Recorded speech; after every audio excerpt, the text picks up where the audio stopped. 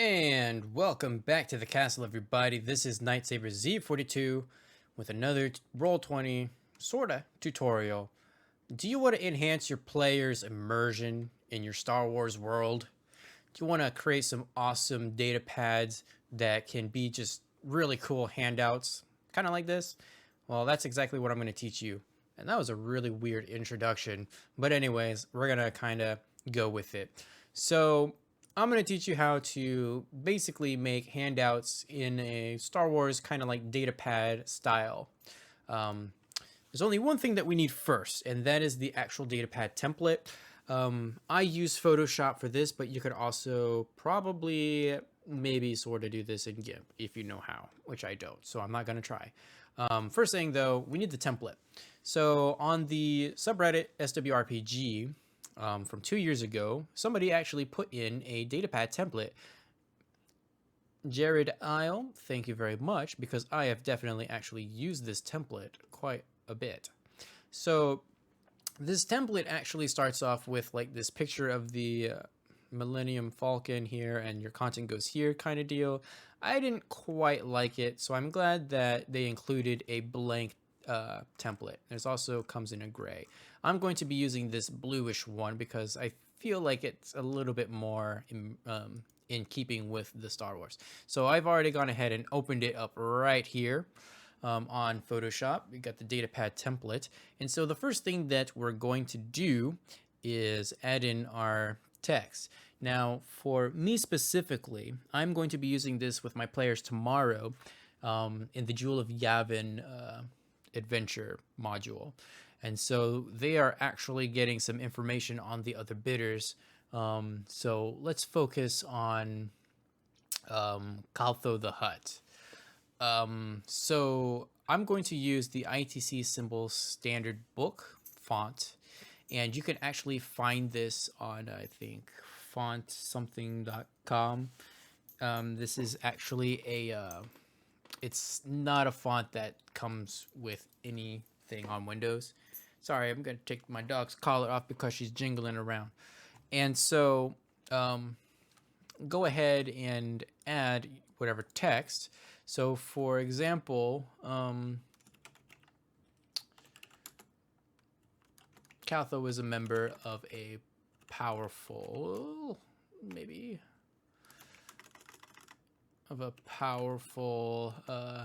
Khajiitic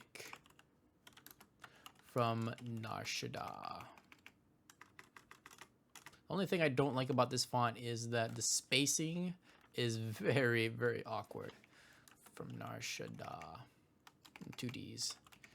There we go. He controls several major spaceports. We'll add that in. And private landing bays on the on the Smuggler's Moon. All right.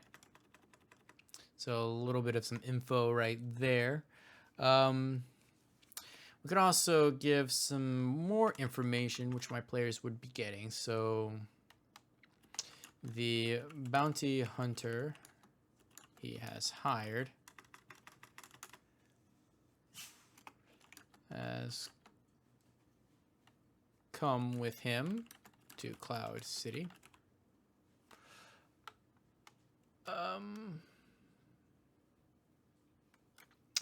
And he is often found, at the 4.5. Okay, so maybe that's all that I'm going to give my players. So I'm gonna go ahead and set that. And that's the information that they're getting. So I'm gonna add something a little bit more to kind of make it pop out for my players. I'm gonna place in an actual picture of Kaltho.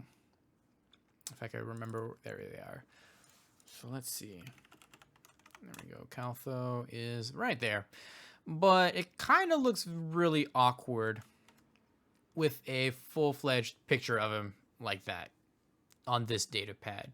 I mean, you can certainly do that, and get by with it, but I'm gonna go for that extra factor. I'm actually gonna change the overlay, and I've actually just kind of experimented with the others with these overlays to kind of see which is the best. And for me, I believe it's not linear light. Is it luminosity? Yeah, luminosity is the one that really clicks out for me.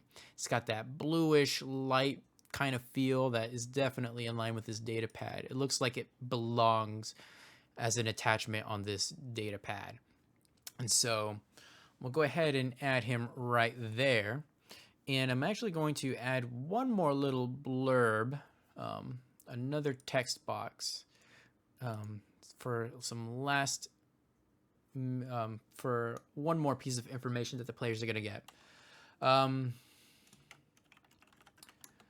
Caltho's most favored servant is the Ortolan boss Nadoa, for whom he has arranged access to the kitchens, if I could spell. It looks a little tacky, too close. Make sure that your text isn't so close to the actual picture. To the kitchens, at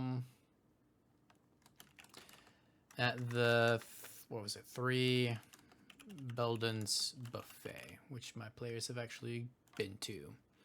All right, so that will actually do it for that piece of text. I'm gonna kind of maybe space it out a little bit more.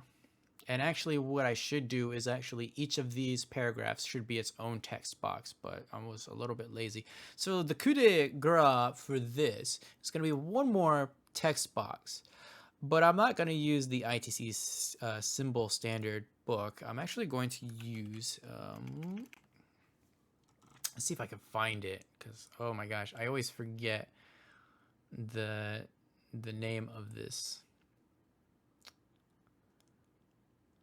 It is the actual Star Wars. There it is. Galactic Basic Regular. Whoops. That is totally not what I wanted to do. I wanted to make a new text box. There we go.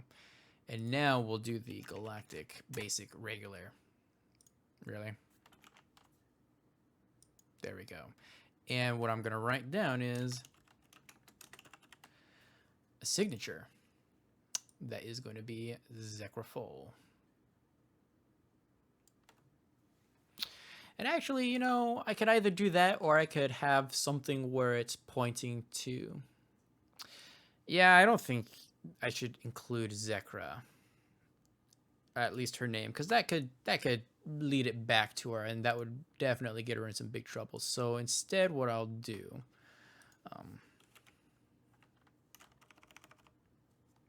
instead, what we'll do something a little different. I'm going to put Caltho's name.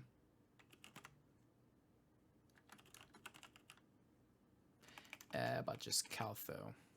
Okay. Or actually, I can do... There we go. Now it says Caltho the Hutt. And what I will do is we're going to add a little bit of some flair going to said picture. So... kind of just something like that. And we're gonna add a little, yes, a little, not that color. Oh my gosh. There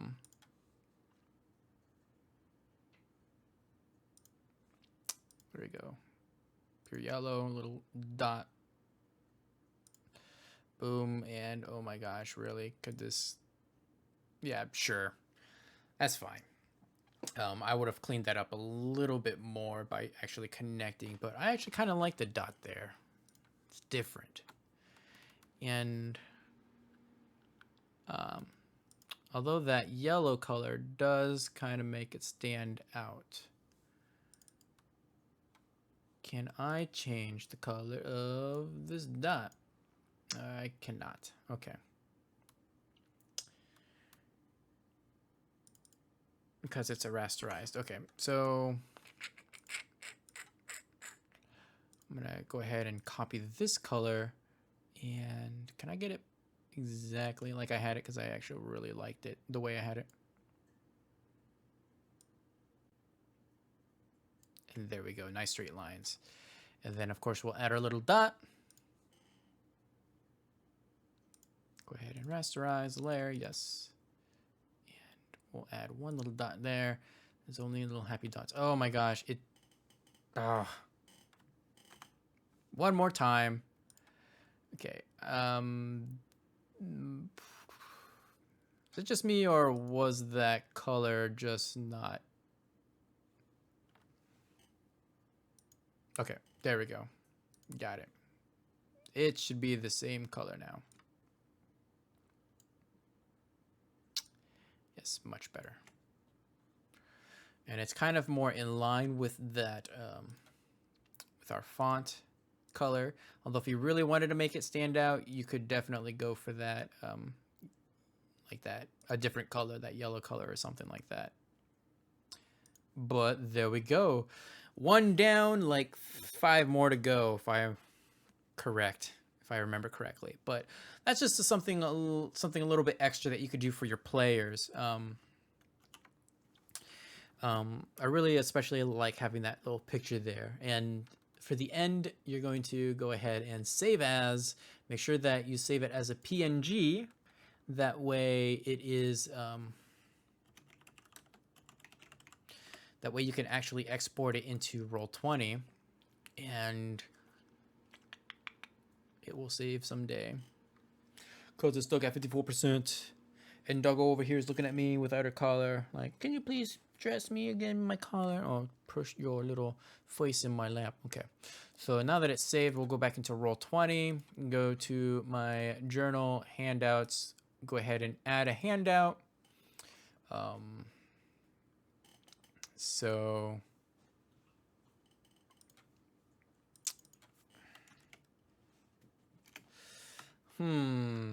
info on Caltho, the hut. And this will be in all players' journals. And actually, before I do this step, I need to upload that picture in, and it should be right in here somewhere over the rainbow. Caltho Datapad, there we go. Upload that sucker in.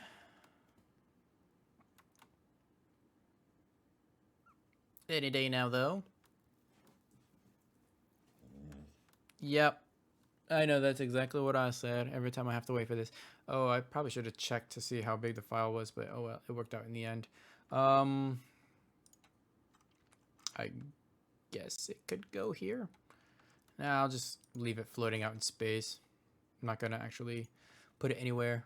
All right, so we'll edit that, and we're gonna go ahead and why did I even bother? Okay, whatever's.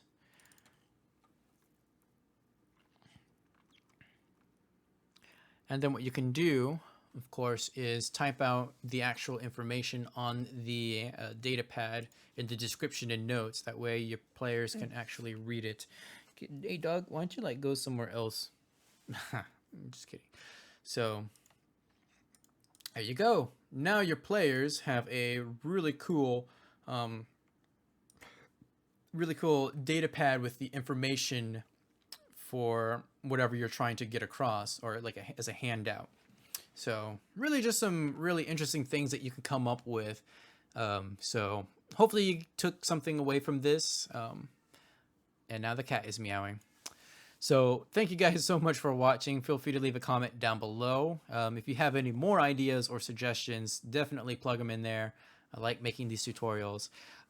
Please give this video a huge thumbs up to support this series, and feel free to share this with anybody that you think would really get something out of. I will see you guys in the next video.